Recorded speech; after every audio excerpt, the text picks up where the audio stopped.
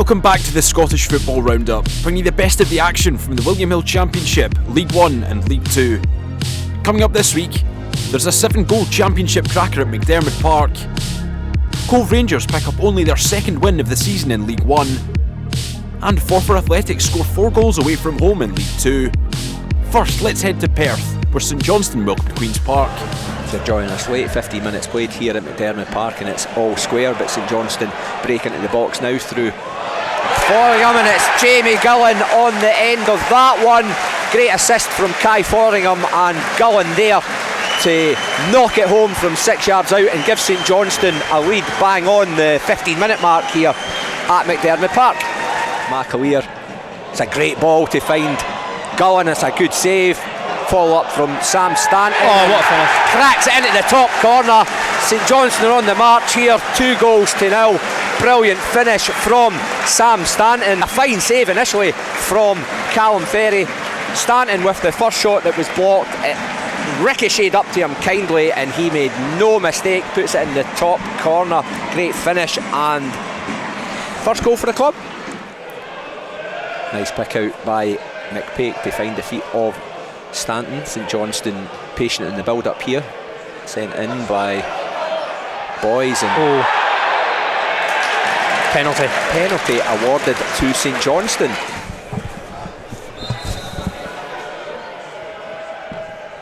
Colin makes absolutely no mistake with that one, nonchalantly sticks it in the top corner for his 7th goal of the season. Well, that's the way to take a penalty, isn't it, Sam? Queen's Park attack through Josh Fowler. He made his way into the St Johnstone penalty box, and we have seen a goal for Queen's Park. It was good forward play. It was a good run by Josh Fowler. He was picked out, and then the shot come cross to the back post was knocked in. Jack Baird gives up possession too. Great save. Referee's pointed to the spot.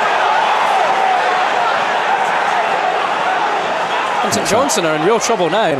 To bring Queen's Park right back into the game. He makes no mistake. St Johnstone 3, Queen's Park 2, and the game has very much flipped. But it's Stevie Mallon on the set piece.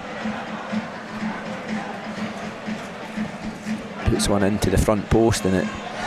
There you go. Johnstone, and it's Jack Baird stooping to nod St Johnstone back into a 2-goal lead. It's a big goal, Sam. It feels a big goal because things were getting a little tense around here, and Jack Baird grabbing his 2nd goal for the club. Delay in the taking of this Queen's Park corner kick. That's a goal. Queen's Park bring it back to 1. 4-3 lead for St Johnstone. That goal coming in the 2nd minute of additional time, and depending on how many minutes additional time Alistair Grieve decides to play. Paul Hanlon's first game as interim Raith Rovers boss came at home to Airdrie. Jack Hamilton going close with one of the game's first chances.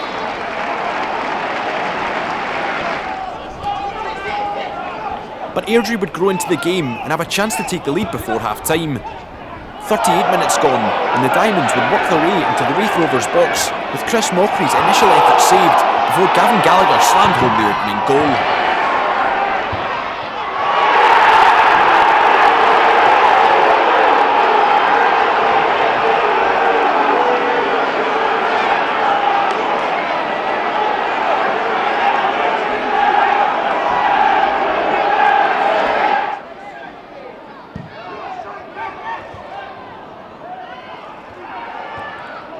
Into the second half, and Raith Rovers would pile on the pressure from a corner kick.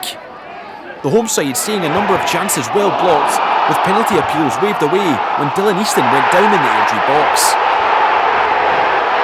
From there though, the Diamonds would launch a counter-attack, with Ewan Henderson leading the charge down the right-hand side.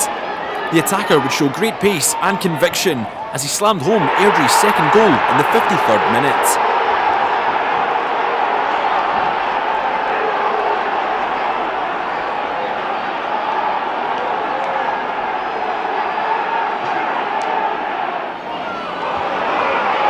And just 10 minutes later, the Diamonds would have another big chance after brilliant work from Mockery. The attacker dancing through the Rovers' defence and linking up with Henderson to score on 63 minutes. A brilliant goal capping off the perfect away day for Airdrie.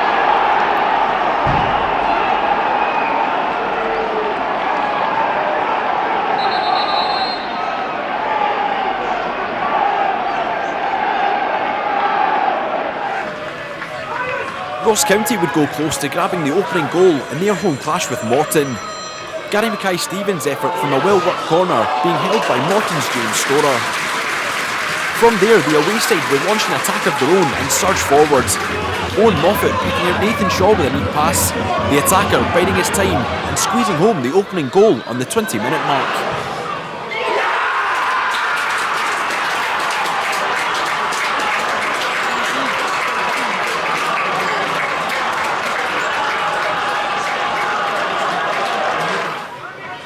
It would take until the second half for the game's next goal to arrive.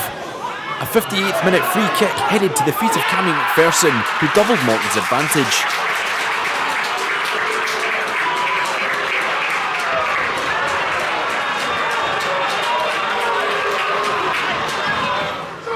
County would press hard in search of a way back into the game. Morton's Storer doing enough to smother the danger from this corner kick. But soon enough, it was Morton on the attack again and on the hunt for a third goal. A 77th minute effort from Michael O'Halloran breaking to Michael Garrity, who put the seal on victory.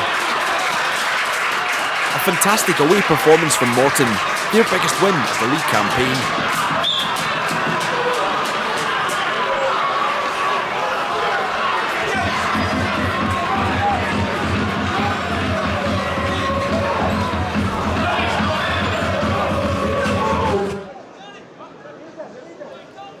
Arbroath were hoping to get back to winning ways when they made the long journey to Somerset Park. The Lechties getting off to a great start in Ayr, with Findlay Marshall scoring a fantastic opening goal on 12 minutes.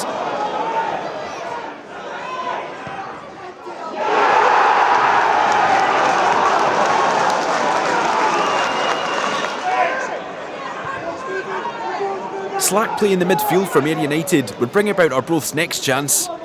The ball breaking to Dapo Maburi, who went for goal, only to be kept out by David Mitchell.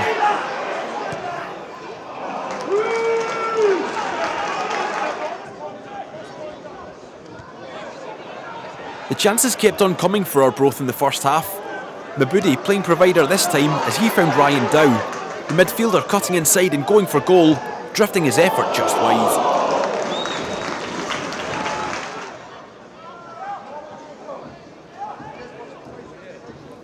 Ayr United would push hard to try and find an equalising goal after the break. Jamie Murphy with good work down the left to create a shooting angle, his effort well headed away by Tam O'Brien.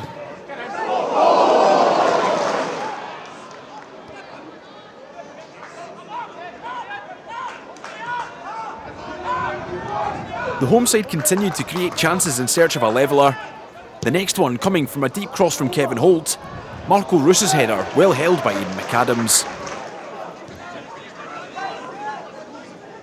Ayr's hunt for a leveller would continue until late in the game. A long ball forward from the home side asking questions of the Arbroath defence on the 87th minute. Anton Dowd's doing well to pick the pocket of defender O'Brien before finding the on-running Holt, who smashed home the equaliser. The honest men leaving it late to snatch a point at home.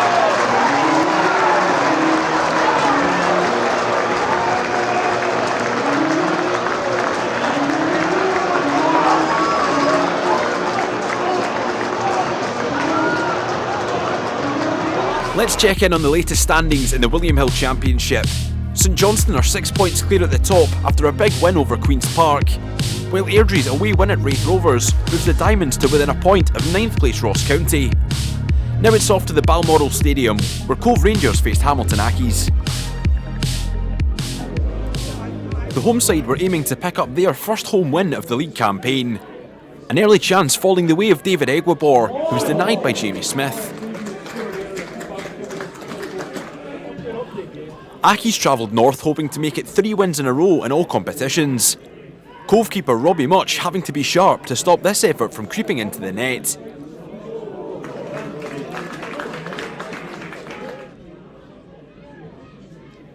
Cove would press hard for an opening goal before half-time.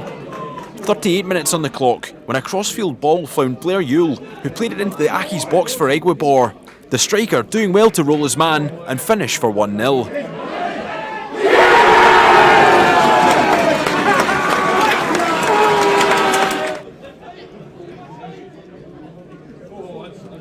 But the lead would only last for 2 minutes. Accies with an excellent response, attacking with pace, as Scott Robinson laid one on for Ollie Shaw, who picked out the top corner for his 14th of the season in all competitions.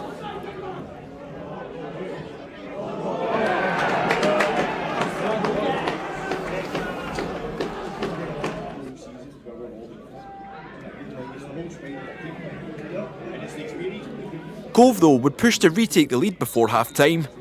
A quickly taken free kick on 43 minutes, seeing the ball played to Mitch Megginson outside the area.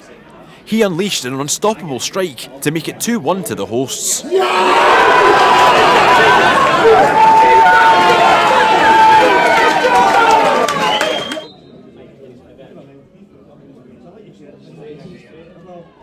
Accies would battle hard to try and grab a leveller after the break. A corner kick situation leading to their best effort on goal. The ball being worked to the feet of winger Stephen Bradley, who tried his luck from outside the area, but Much was equal to it, as Cove took all 3 points.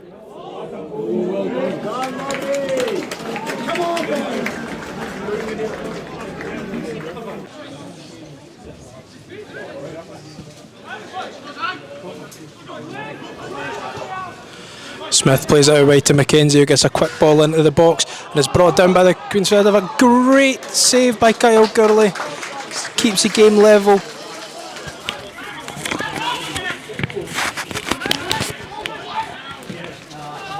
It's a great ball over the top. Craig Johnston's on the end of it. What can he do? Oh, it's just wide. Couldn't get it quite under control. He's went early. It's flicked on with a 1-2 there, and Rhys Ryan plays it out wide. Kai Kennedy looking to put pressure on James Graham there, and he does so with a ball into the box. Flick-on's not cleared, and Guthrie just wide.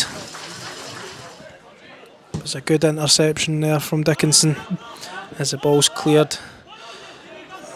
Thomas over fighting there, and it's a penalty for Queen of the South. As Kai Kennedy steps up for Queen of the South, and it's a goal for Queen of the South there. Kai Kennedy converts his penalty into the top right corner.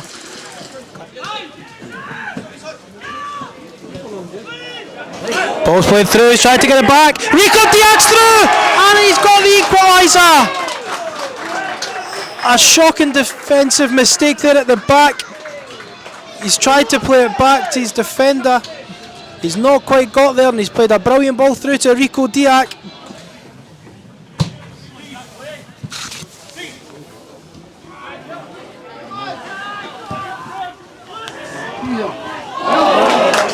Kai Kennedy with a great cross there. James Graham picks it up as he drives through, looking for an option. He's going on his own so far. Gets the ball in the middle of the box. Lewis Moore picks it up. Can he get it out of his feet? Oh, it's wide. Can't get it on target, and it's just past the post. Peterhead came into this one aiming for their first home win in almost a month. The Blue Toon going close early on, with Craig McGuffey's speculative effort clipping the post. It was the home side who were on top in the early going. Peterhead with neat play to work a chance in the Montrose box, with Cammy Smith denied by a reflex save from Cammy Gill. Into the second half, and both sides remained on the hunt for the opening goal. Neat feet from Smith here to work a shooting chance. Gill once again equal to the shot. Montrose would have their chances at Balmoor. This one coming from a floated cross from Lewis Gibson. Callum Sandilands denied by a brilliant save from Jack Newman.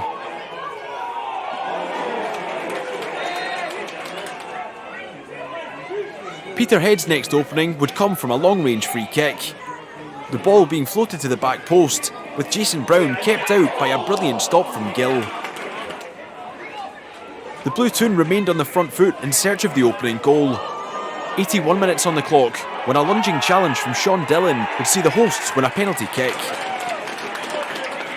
Up stepped Kieran Shanks for Peterhead, the striker tucking away his 10th of the season in all competitions.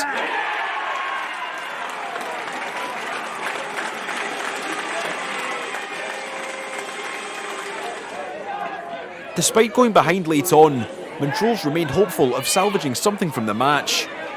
The Mole piling on the pressure late in the day, with a chance popping up in the Peterhead box on 89 minutes. Step forward Andrew Steeves to salvage a point at the death. A brilliant finish from Steeves, seeing the points shared equally at Balmoor.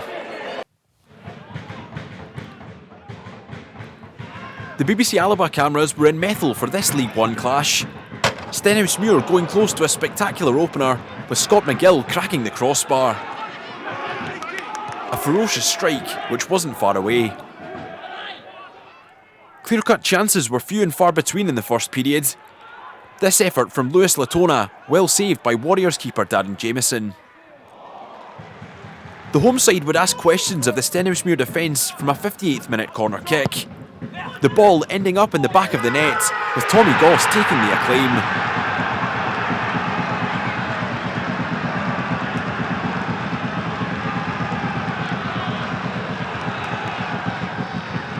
The ball taking a bounce off Leighton Grant and ending up beyond Jameson. East Fife taking all 3 points from a narrow victory. Now for a look at how things stand in William Hill League One. East Fife are up to 4th thanks to a home win over Stenhousemuir, while Cove Rangers' home win over Accies moves the Toonsers to within a point of 9th place Kelty Hearts. Let's head to Stair Park, where Stranraer welcomed East Kilbride. Mackenzie with the throw and it comes back to him. Bit of a 1-2, Foster into the box. Ooh, shot from Robertson incoming. Nope. Might be this time. Here he is. And again, blocked by Lewis Reid. He's blocked several efforts so far. Cammy Elliott into Robertson's path. Good. Stay on your feet, guys. Baldy. And what brilliant. a top drawer save. Save The it. drive by Josh Baldy. Lane. Left foot lawns. Hopefully the defence know what to Yeah. expect no here. expect, yep. And it comes. Off the crossbar. McKnight into the box. Dolan. Yeah, penalty. penalty. James Dolan taken down. Could be a booking. Baldy. 53rd minute. Up steps Russell. And Sends Marky it Russell! 1-0 to the Blues. Marky Russell on the pen spot. Robertson Yep. sends this corner. It's a wicked one. It's a straight goal. into the net. Yeah. Straight into the net by John Robertson from the corner flag.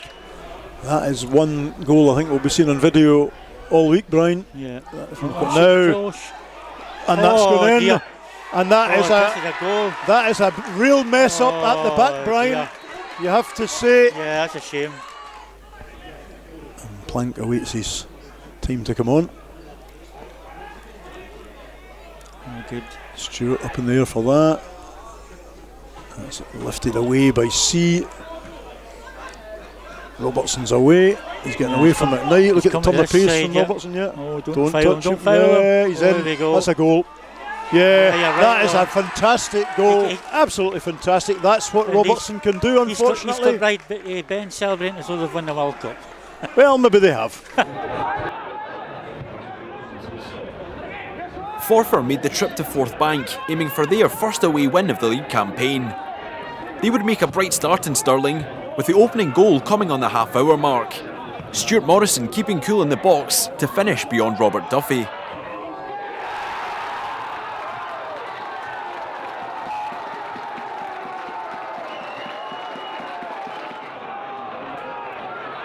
And the Loons would be handed a chance to double their advantage just 6 minutes later.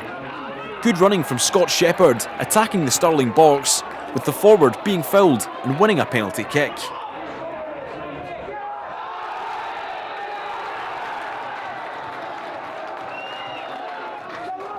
Having won the penalty, Shepherd would step up to take. No mistake from him, putting Forfar 2 to the good in Stirling. and the away team would remain on the front foot after the break. A cross from the left on 65 minutes, seeing the ball fall to Martin Rennie in the box. The striker keeping calm and slotting home Forfar's third.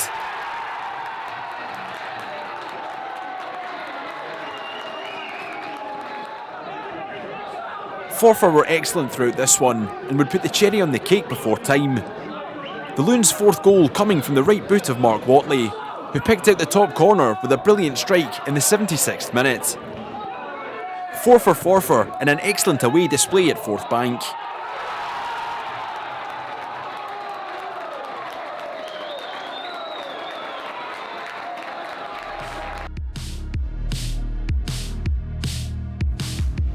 Elgin City came into this match aiming for their 5th straight win in all competitions. The home side asking early questions of their opponents, with Ali Spalding seeing a long-range effort gathered by Dumbarton's Shay Kelly. The home team looked the likelier of the two sides to open the scoring in the first half. Elgin's next chance coming to Russell Dingwall, whose header drifted just wide of the post.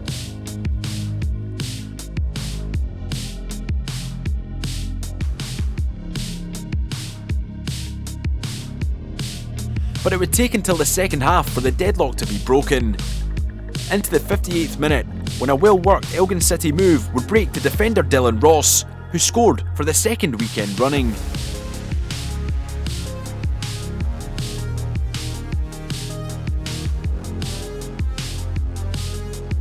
Despite having been second best for much of the game, Dumbarton would have a good chance to equalise at Borough Briggs. Scott Honeyman going close for the Suns. But the day belonged to Elgin City, and the hosts would make sure of the result before time. 74 minutes on the clock, when the ball was worked to Jack McKeever, who swept home for 2-0. Alan Hale's side in fine form in League 2.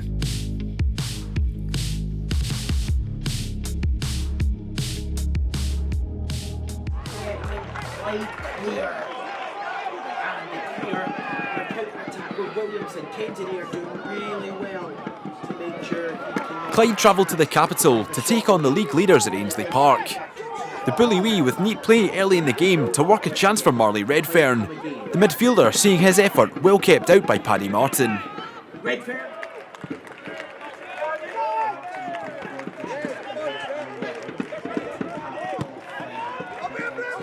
But the home team would work an opportunity for themselves in the 18th minute. Patient play around the Clyde box, seeing the ball work to James Cragen on the corner of the area. He let fly with a curling effort and picked out the top corner for 1-0. James Cragen, with the captain, hits it into the top corner. What a strike from James Cragen!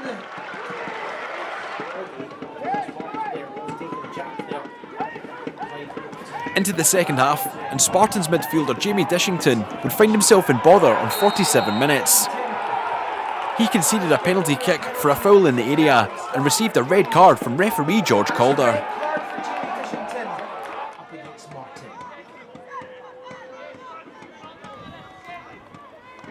It was James Hilton to take for Clyde. Martin guessed the right way, but couldn't keep it out as the midfielder grabbed the equalising goal. Hilton's penalty enough to win Clyde an away point in the capital.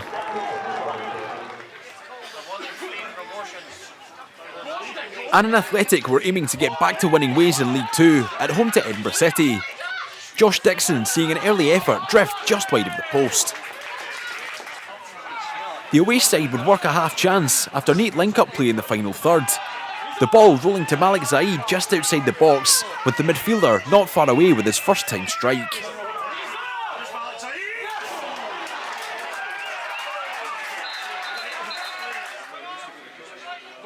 A corner kick would bring about Annan's next chance. Aidan Smith with the header, which clipped the top of the crossbar. Smith would turn provider for the Galabanki's next big opportunity.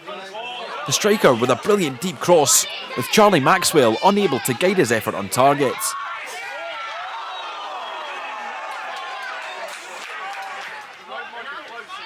Into the second half, and it was Edinburgh City pushing for the opening goal. Into the 62nd minute, when a flowing move would see Innes Lawson pop up in the box to slot home for 1-0.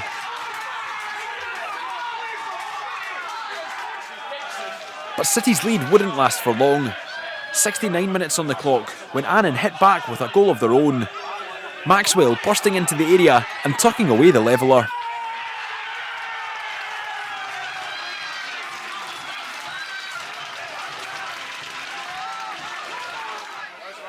Both sides would push hard for a winning goal late in the day.